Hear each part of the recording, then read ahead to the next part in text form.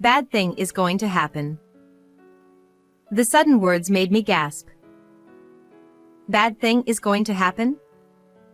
What does that mean?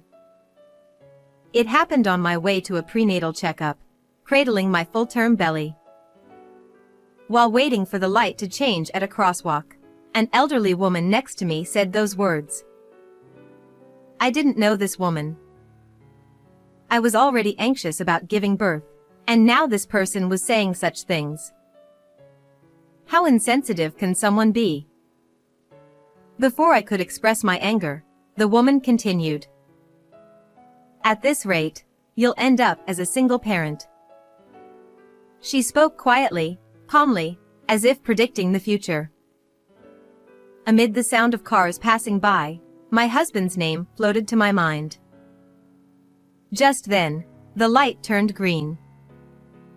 With a sense of dread, I couldn't stay still and called my husband. Please, answer the phone. I waited with a prayer-like feeling, and finally, the ringing stopped. Hello, what's wrong? The usual tone of his voice brought me a moment of relief, and I said, Hey, sorry, but can you check around the house for me? Shane seemed puzzled, but when I urged him, he realized something was wrong. I listened as he called out to his father and went outside, leaving the phone connected. Holding my breath, I focused on the sounds coming from the phone. After a while, I heard 2 short gasps from them. Who's there? Who's at our place? I heard the sound of running footsteps and Shane yelling, Wait. It seemed he was running desperately, as the only sound coming through the phone was the wind rushing past. My name is Ruby Marshall. I'm in my 30s, currently married, and living with my husband Shane. Ruby, I bought some cake.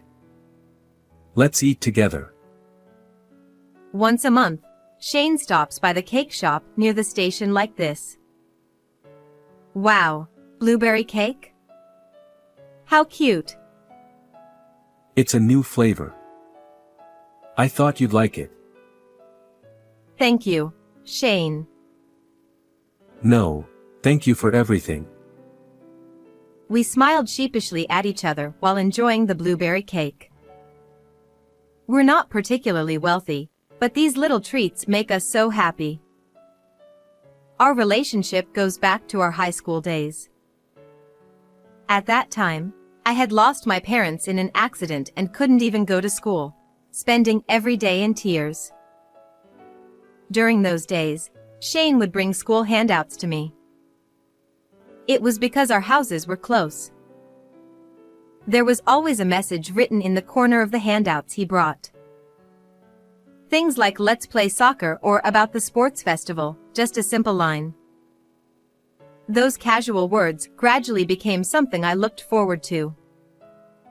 Even now, when I talk about it, Shane gets a bit embarrassed. Thanks to his support, I was able to graduate from high school. After that, we started dating, went to university, got jobs, and eventually got married. Shane's parents knew about my family situation and treated me like their own child.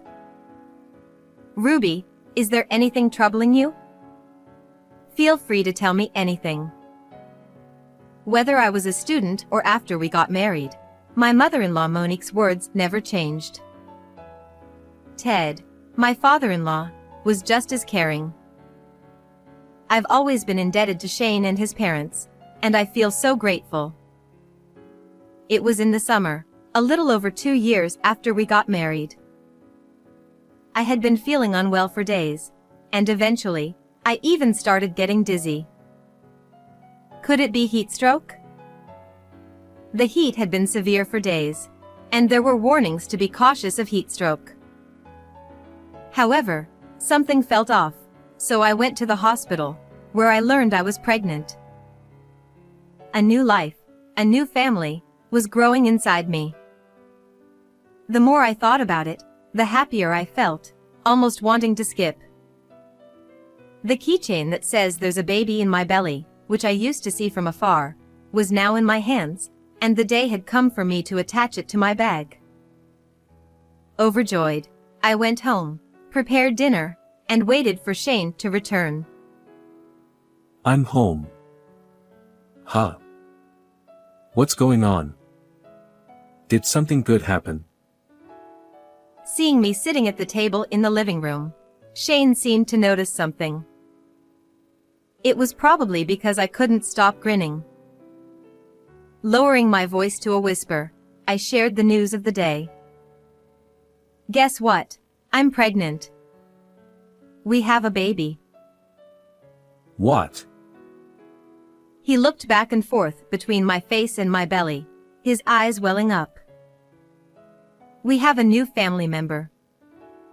Is there anything more joyful than this? Hearing his tearful words, I couldn't help but tear up as well, nodding repeatedly. We shared the happy news with his parents right after, and they were overjoyed. Though it was over the phone, we all savored that happy moment together. From the next day, despite being busy with work, Shane became even more attentive, making sure I didn't overexert myself.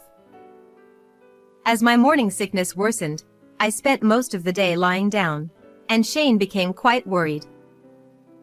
Your complexion doesn't look good. How about we live with my parents so they can help out? I wanted to say I was fine. But in reality, I wasn't fine at all. I was anemic, feeling unwell, and I feared I might not be able to meet our baby. When we explained the situation to Monique and Ted, they readily agreed. Of course, we'll support you. Right, Ted? That's right, we're family. Though I felt bad for burdening them, Shane and I decided to move in with his parents. About a month after we started living together, something strange happened. One day, when I returned from a checkup, there was graffiti on the house wall. At first, it was written with chalk, and I thought it was just neighborhood kids playing pranks. But each week, it got worse, and eventually, it was spray painted. Could this be some sort of harassment? When I told Shane and his parents, they all tilted their heads in confusion. For a kid's prank, it's drawn pretty high up. Shane, who is over 170 centimeters tall, noticed the graffiti reached up to his eye level. But there shouldn't be anyone in the neighborhood who would do something like this. We continued to monitor the situation, but the graffiti appeared at random times, and no one in the neighborhood saw anything. In this quiet residential area, who could be sneaking around and doing this? With no answers, the graffiti gradually escalated. One day, as we were trying to live with the unease, the graffiti started including our names. Why do they know our names? I shuddered with fear. Thinking about when and where we were being watched gave me chills. I couldn't even feel safe walking outside, so I discussed it with Shane and his parents, and we decided to install security cameras. For a few days, the cameras didn't capture anything unusual, and the only people passing by were the neighbors. However, on the 5th day after installing the cameras, we finally caught a shadowy figure. Early that morning, I woke up from the discomfort and groggily approached the window, where I saw something quickly move near the house. Startled, I checked the security camera and saw a man, around 170 centimeters tall, dressed entirely in black. He wore a hat pulled down low and had his face half covered with a mask. His face was unrecognizable, and I didn't recognize him. He sprayed the graffiti and quickly left. Who is that? As I stood there in confusion, Shane came over. It's hot. I couldn't sleep well. He had also woken up from the discomfort, but there were more pressing matters. Hey, look at this. a man with a spray can was caught on the security camera earlier. My words seemed to snap Shane out of his drowsiness, and he stared intently at the footage from the security camera. As he watched the whole sequence of the man leaving, Shane muttered that he might know who it was. He pointed out the man's average build, the baggy t-shirt, and the way he grabbed the hem of his shirt. Could it be? Do you remember Kenny Green? Kenny Green. I repeated the name, trying hard to recall. Remember that guy who lived next door to us in the apartment? The one who dressed like a musician. What? That guy? The word musician brought back memories. Shortly after Shane and I started living together, we had rented a cheap apartment. Our neighbor at that time was Kenny Green, and when we went to greet him after moving in, he seemed like an ordinary student. He wore baggy sweatshirts and kept fidgeting with the hem of his clothes. We had a dispute with him once over noise, which was caused by his loud music played early in the morning. He blared rock music at ear-splitting volumes in the dark hours before sunrise. Although not every day, the frequent noise made it difficult for Shane and me to get enough sleep. We started to go to work sleep-deprived. The growing irritation became harder to bear. As the days dragged on, Shane finally had enough and went to complain. Kenny, however, became enraged. I want to listen to Summertime Blues. What's wrong with that? I'm asking you to lower the volume.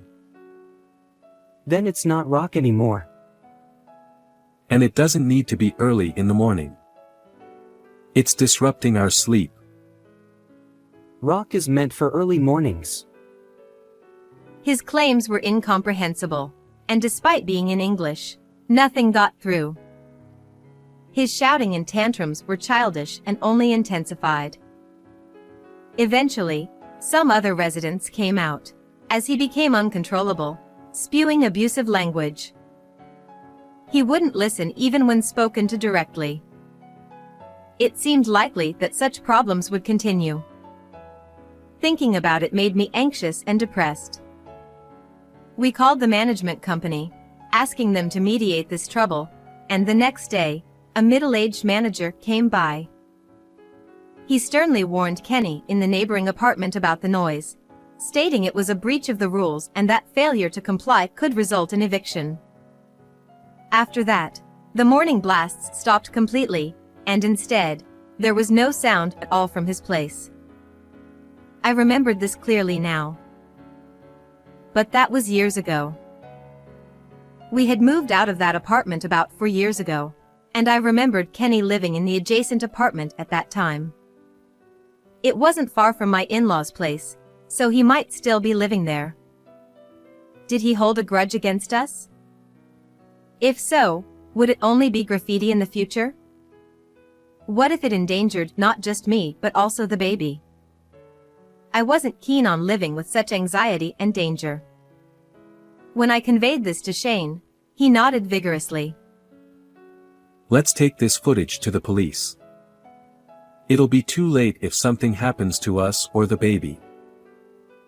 We went to the police that day, explained the situation, and asked them to take action against Kenny. The officer who attended looked exasperated, as if he'd seen this before. Although he didn't say what had happened, I could guess from his expression. Since that day, there were no more graffiti incidents, and he didn't appear on our security cameras. According to the police, they had given Kenny a stern warning not to stalk us or vandalize our home. Hearing this, my mother-in-law was relieved. Kenny won't be coming around to vandalize anymore, so we can relax for now. Yeah, I replied, but deep down, I wasn't entirely reassured. Was everything really over? I wondered if he would come back in a few days. Despite my concerns, he didn't appear on the security cameras. Maybe I was overthinking it.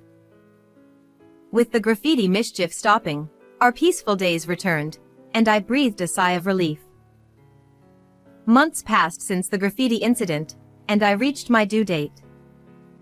Thankfully, the baby was growing well, and I was excited to meet them soon. My in-laws and Shane were also eagerly waiting. Maybe tomorrow. Seeing my husband's playful smile, I couldn't help but smile too.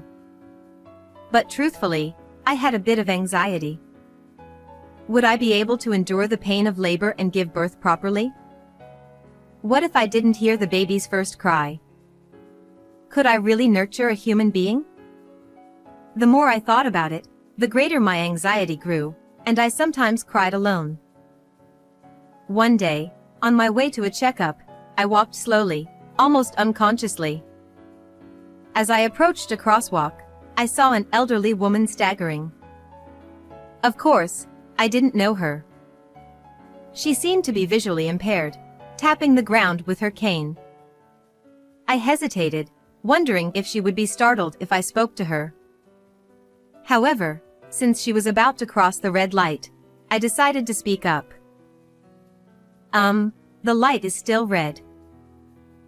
To my surprise, the elderly woman didn't seem shocked at all and simply said, "Oh, I see," and stopped. "Thank you very much." As we stood together for a while, the elderly woman suddenly turned her face towards me. She gazed at my protruding belly, stared for about 10 seconds, and then said, "That child, it's not going to be okay."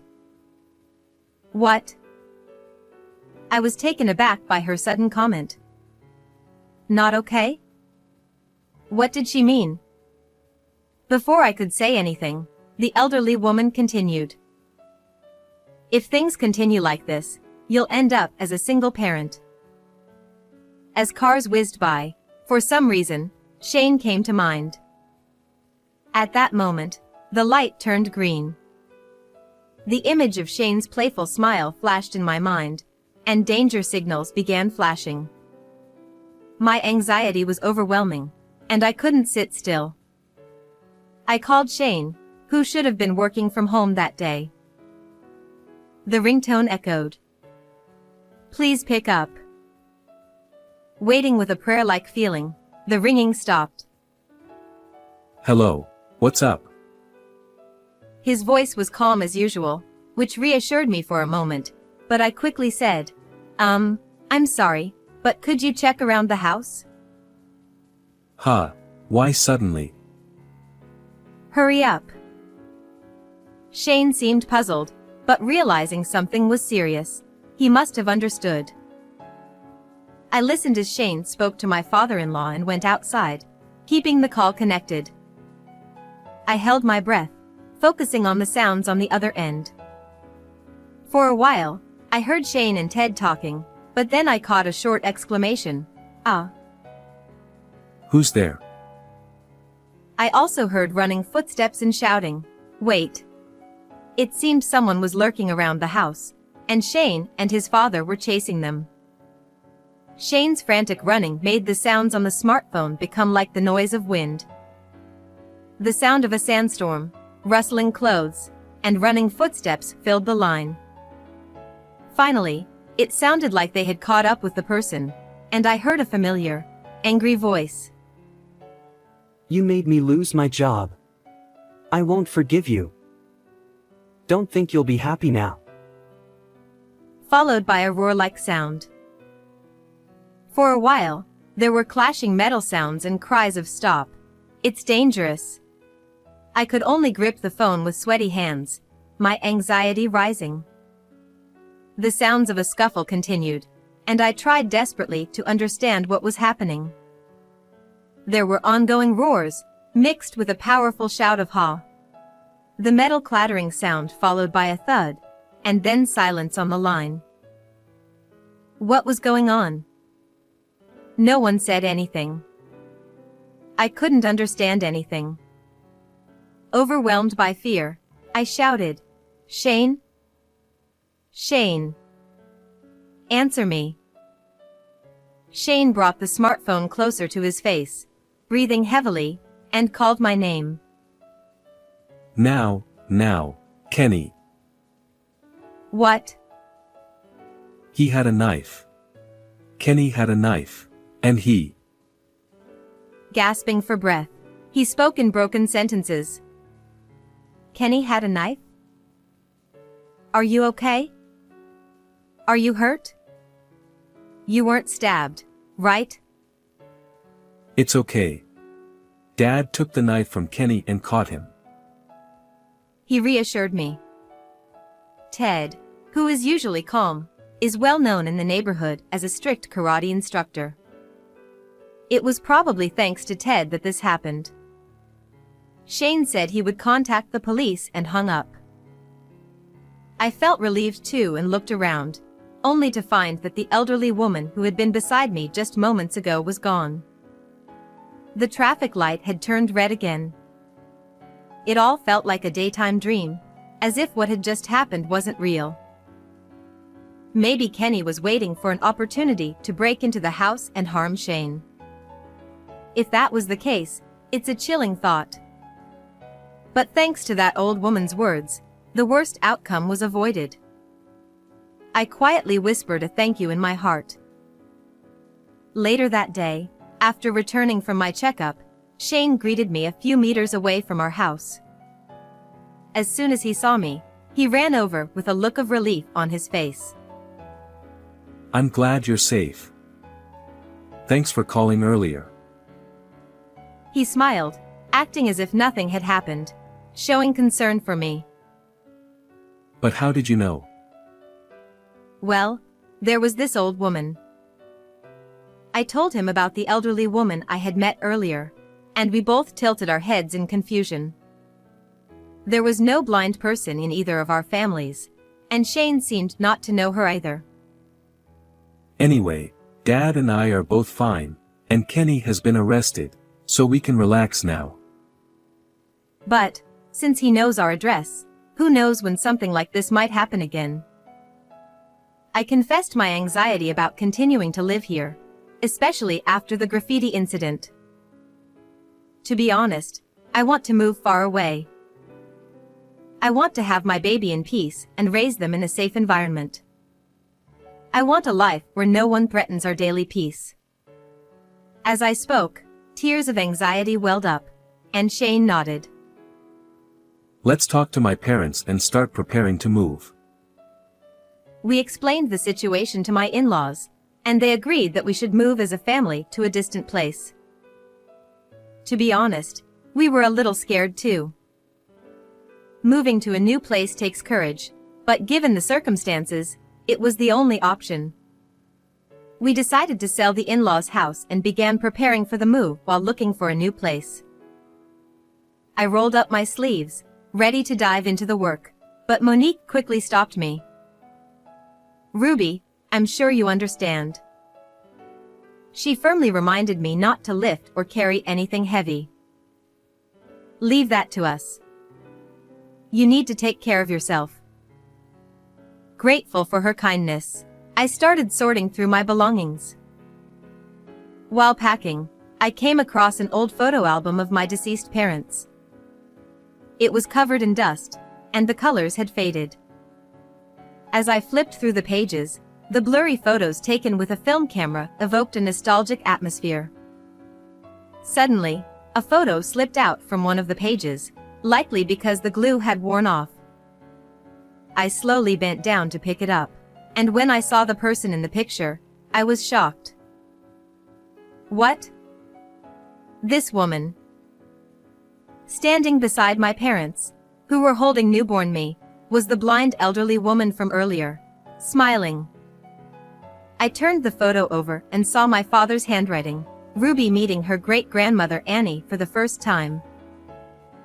So, that elderly woman from earlier was my great-grandmother. But how could she still be alive? I grabbed my smartphone and immediately called my uncle.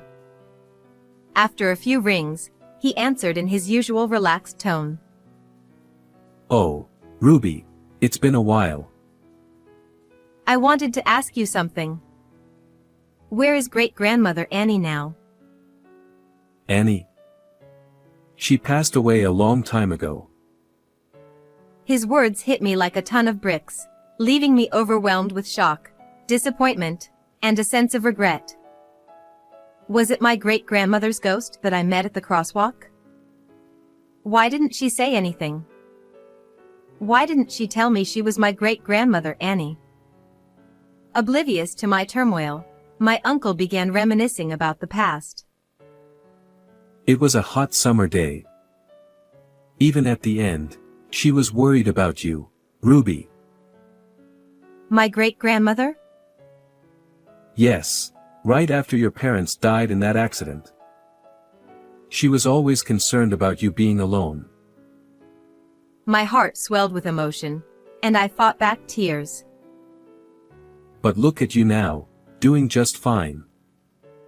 Annie is surely watching over you from the other side. I nodded repeatedly as I looked at the photo in my hand. Inside my belly, my baby gave a small kick. That's right, I'm about to become a mom now. Yes. Yes, that's true. I then asked my uncle where my great-grandmother's grave was, promising to visit once things settled down. That's a good idea. I'm sure Annie will be happy. After hanging up, tears streamed down my face. My great-grandmother had been worrying about and watching over me all along. Not just me, but also the baby in my belly, and Shane too. Realizing the depth of her love, I cried big, heartfelt tears. Thank you, great-grandmother. I'll do my best to give birth to a healthy baby. I spoke to the photo of my great-grandmother, asking her to keep watching over me. Later, we successfully found a new home and moved there without any issues. It's a place known for its strong focus on child rearing, and we've started our new life here. Before I knew it, a few months had passed since we moved. I was able to give birth to a healthy baby boy, and the moment I met him, I was overwhelmed with emotion. Ruby, thank you. And thank you, baby, for being born. Seeing Shane's joy, so exuberant he seemed ready to burst into dance, made me both happy and embarrassed. After discussing it with my husband, we named him Andre, and ever since we brought him home, it's been a whirlwind every day. Everything is new to us, and we're figuring it out as we go. I just changed his diaper, and he needs another one already? Reaching out with a sigh to our wailing son, I felt frustrated and ashamed that I couldn't find my child adorable when he cried so much. Babies are supposed to cry, it's their job. But when it happens this often, I can't even get to my chores, let alone take care of myself. Gradually, I started losing confidence. Maybe I'm not cut out for motherhood after all. What kind of mother thinks like that? Noticing my increasing frustration and withdrawal, my mother-in-law spoke up. Ruby, you seem tired. I'll watch Andre for a while, so why don't you take a break? She smiled warmly as she spoke. Andre was still crying, but when she gently soothed him, he stopped almost immediately. She had decades of experience as a mother, after all. I gratefully accepted her offer and took a short nap. That evening, I drank coffee in the living room with Monique. She admitted she had been concerned watching me become more and more worn out while caring for Andre. Ruby, you always try to handle everything on your own.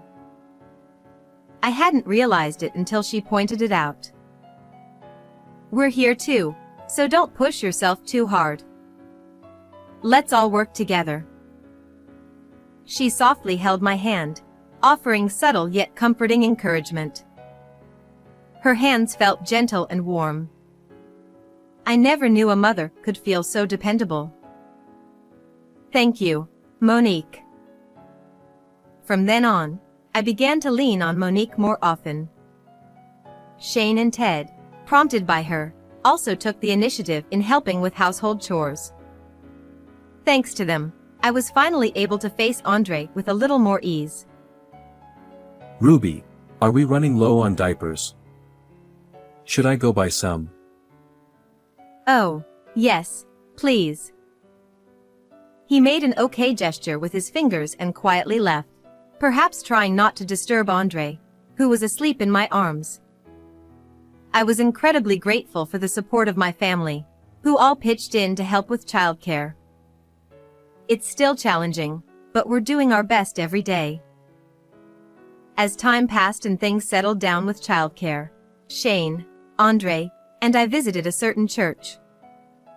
Shane carried Andre, who seemed to be in a particularly good mood that day. We were there to visit a grave, having learned from my uncle that my great-grandmother's grave was here. When we arrived at the gravestone, we cleaned it, offered flowers, and prayed. The white lilies stood tall and proud, while a gentle breeze quietly passed by. Andre giggled happily in the wind. Great-grandmother, it's been a while. Thank you for what you did that day.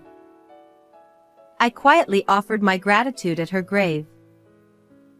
I'm not alone anymore, so you can rest easy. There was no reply. The gravestone stood there silently, and only the peaceful flow of time continued. Suddenly, Andre started to fuss. Huh? What's wrong? Are you hungry? Just as Shane tried to soothe him, a gust of wind swept through, gently brushing against Andre's cheek. He immediately stopped crying and stared curiously at the gravestone. I'm sure it was my great-grandmother responding to us. It felt like she was telling us she's always watching over us. How did you enjoy this story? Don't forget to subscribe to our channel. See you in the next video.